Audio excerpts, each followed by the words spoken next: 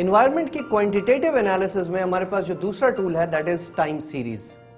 Now please remember, regression is an interesting tool. It gives us an idea of the relation between two variables. But if there is a cyclical change in the relationship, वो हमें regression से नहीं मिल पाता. यूं समझिए, अगर कोई product है जिसकी डिमांड सीजनल है, हम कहते हैं कोल्ड ड्रिंक्स, ठीक है जी. अब अगर पेप्सी की डिमांड की हम बात कर रहे हैं और पेप्सी की डिमांड यकीनन गर्म सीजन में ज्यादा होगी और सर्द सीजन में कम होगी.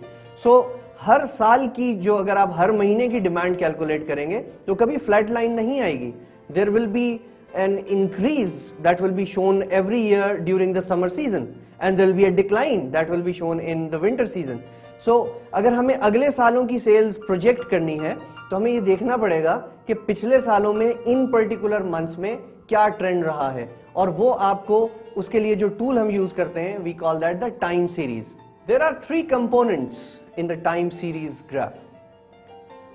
There is something called average, there is something called the trend, and the seasonal influence. Average is basically the sum of all the means that you have taken of the data that is available to you. Trend is the increasing or decreasing trend that is available, and the seasonal influence is the influence that is there because of time. ये weekly भी हो सकती है, monthly भी हो सकती है, annual भी हो सकती है, depending on what type of time cycle you are actually using. जब कभी आप टाइम सीरीज कैलकुलेट करेंगे, इसमें आपको 2 किस्म के मामलात को आपको देखना पड़ेगा जो इसमें सही प्रिडिक्ट नहीं हो पाते.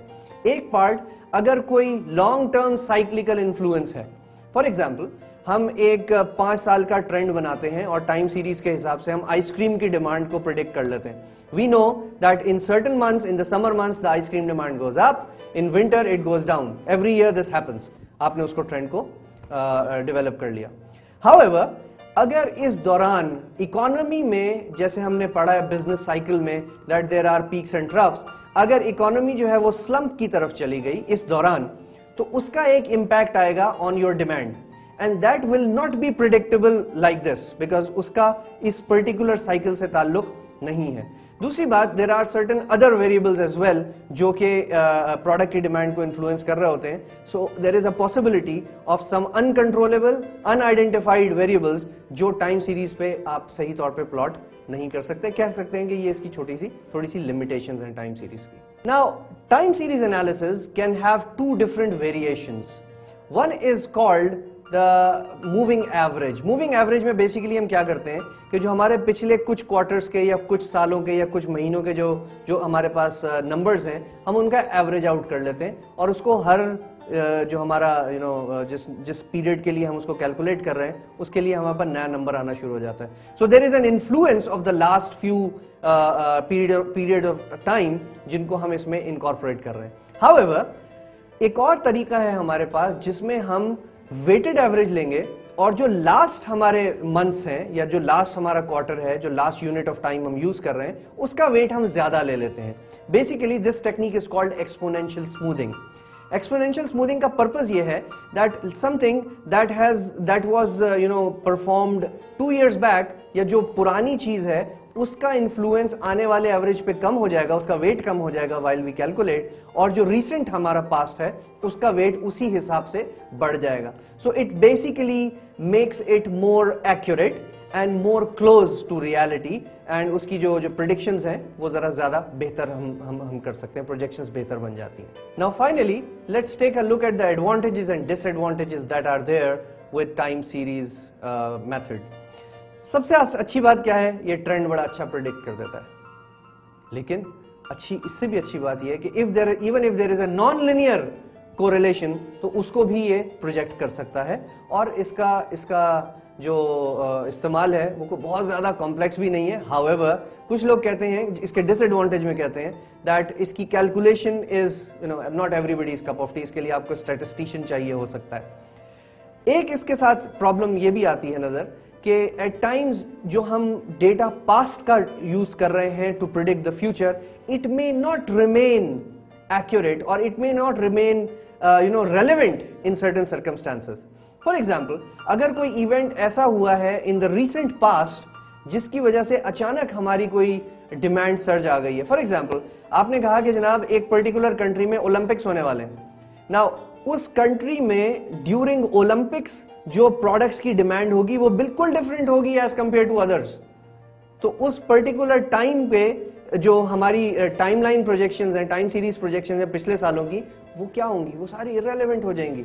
सो ये इसकी कुछ लिमिटेशंस हैं और there is however it is still said that it's a good tool, it's a useful tool, and it helps organizations in estimating what kind of quantities they should produce and what to expect in the times to come.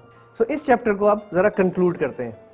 We discussed in detail about the environmental analysis in this chapter. We started off with the macro environment analysis where we talked about the pestle factors and the Porter's diamond. Then we moved on to our industry or our sector where we talked about the convergence trends, and we also discussed something about the Porter's 5 forces model. Then we moved on to our exact market where we are actually operating, and we call that and we discussed about market segmentation, about strategic groups, and the use of collaboration. We also discussed linear regression in linear programming and regression in this chapter. Now environmental analysis का output क्या मिलता है हमें? This is very important for us to understand. Why? Because जो इससे हमें result मिलेगा, that is what we are going to use in strategic decision making. We must not lose the big picture here. With the help of environmental analysis, we actually come to know about two things: the available opportunities in the market and the threats coming our way. यानी environment में, whether you talk about your immediate environment, whether you talk about the industry, whether you talk about the macro environment, वो क्या opportunities हैं जो available हैं. हमारे पास convergence की opportunities कहाँ हैं, हमारे पास क्या कोई political, social या technological या legal development ऐसी है जिससे हम कोई फायदा उठा सकते हैं. Is there any factor that can help us in terms of the Porter's diamond to locate ourselves in the right decision, in the right situation or in the right country? इसी तरह से हमें पता चलता है कि हम किन सेगमेंट्स में प्ले कर रहे हैं और अपॉर्चुनिटीज कहां पे हैं, स्ट्रेटेजिक स्पेस कहां पे है. ये सब क्या है? ये सब अपॉर्चुनिटीज हैं. इसके साथ साथ हमें एनवायरनमेंट से थ्रेट्स का भी पता चलता है. अगर कन्वर्जेंस का ट्रेंड है तो कन्वर्जेंस हमारे लिए कहां कहां चैलेंज का साबित हो सकती है. What are the areas where collaboration of some competitor can become a problem for us? What new segments are being identified by our competitors? Is that a threat for us? And so on and so forth. So with the help of environmental analysis, we actually come to know about two things: opportunities and threats. जब हमें opportunities और threats का पता चल गया तो अब हम अगले चैप्टर में internal analysis करेंगे. external तो हो गया, और उसके बाद हमें अपनी strengths और weaknesses का आइडिया हो जाएगा, and then we'll be in a position to conduct something which is called SWOT analysis. Thank you very much.